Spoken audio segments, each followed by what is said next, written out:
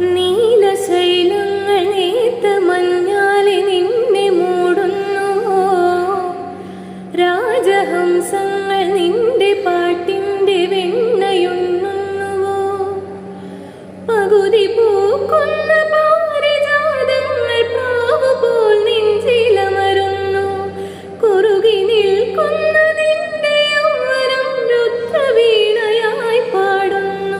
നീ ദേവശില്പമായി ഉണരുന്നു.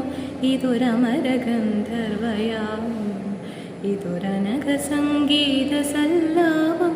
അലനുറിയും ആഷാഢതീരം അതിലനുപേ